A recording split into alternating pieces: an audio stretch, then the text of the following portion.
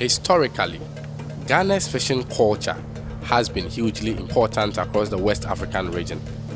It is a way of life that has sustained communities along hundreds of miles of coast, binding them with an intricate set of traditions passed down through generations, as well as providing a means of income for over 2 million Ghanaians.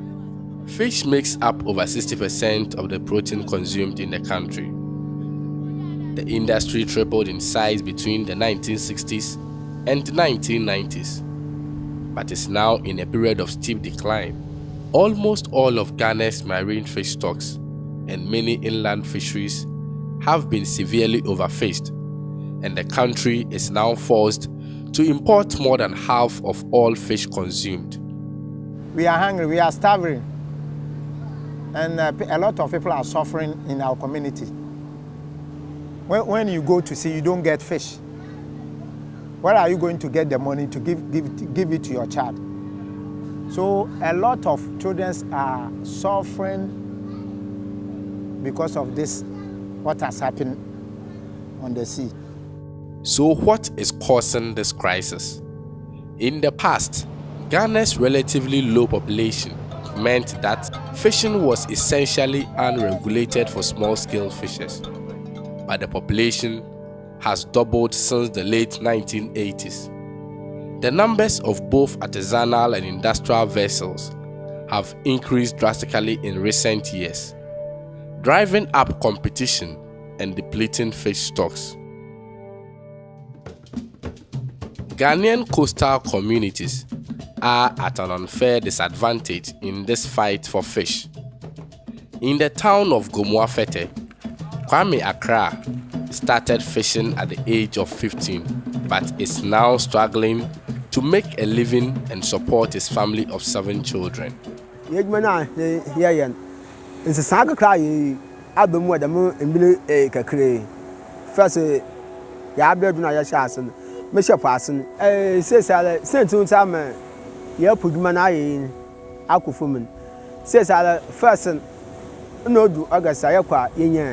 In Kankrama, Oya Eban, says Ayakwa, Duduole, I finish Ayakwa Union, says I yen Eban, no one aquafum. Or do you me be Ayakwa, Ebe Wotavella, Kitbella, 100. Says I don't mean I owe me off another moon, Ponai, in 18 inches, you my Ayakwa, ye try my belly, Kitbella 10. My business is Alana, Asa, Asa, a primi, not a mouth about shouting or club, or Bocopia.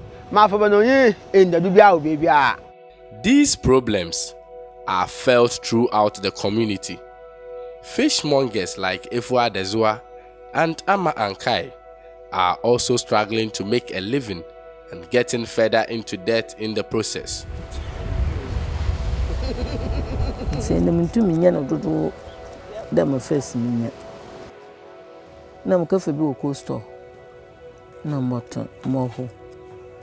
Oh, how many several Mogway Jimadi do her na Kakrebi or her, may they see her until Motuma catch and then Okobo.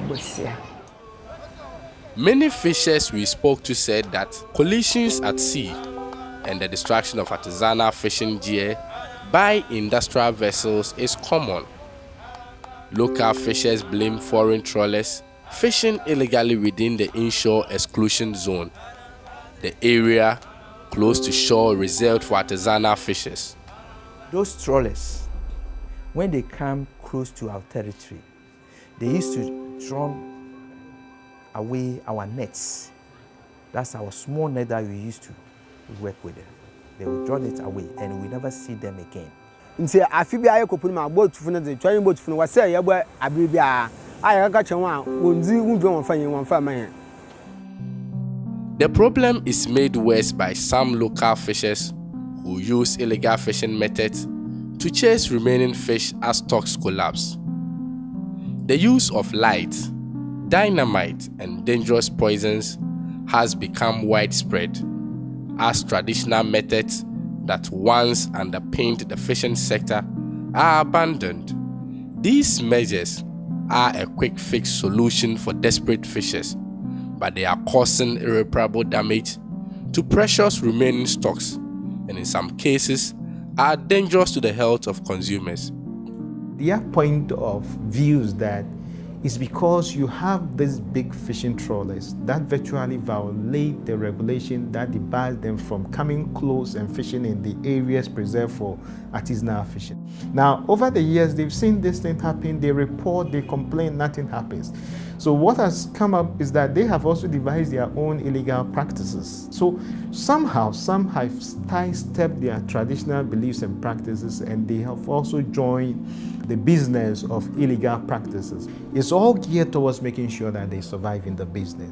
Nti yesu ye hunda fine ampa or sep no nti se yenja ade a on ta ba no so won bo bia wo lo bo nya afar from ye beja adam zaman on ye den se ye fupu na fi se yeko na fi se yeko na akafa na mi bi na fi ta abefoma oya tete ekuna akoto chana fui emi ofei number te fi me number comment ma nti bo so kwa ma fado mma mo so kwa manya bi na fi me ta aba no ona wo so ba fado nyeso ya hwa ye hu on bo yen nti so on bo yen na se yenja ade aba no so ntu kwa from wonko.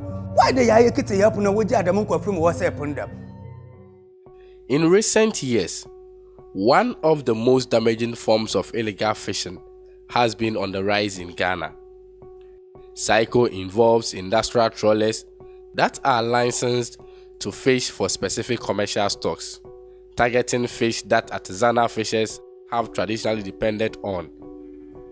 This is frozen into blocks and sold illegally to local canoes at sea. This trade is highly profitable for the few involved in the saiko business, accounting for approximately 100,000 tons of fish per year. With trawlers reporting catches of less than 200 tons per year, it is likely that many engage in saiko fishing to remain competitive. This is devastating for artisanal fishers. Saiko affects mainly juvenile fish, which have not yet had a chance to reproduce, and severely depleted stocks of sardinella and mackerel, key target species for artisanal fishers. Saiko is driving the collapse of Ghana's inshore fishery, on which fishing communities across Ghana depend, putting local economies and social stability under threat.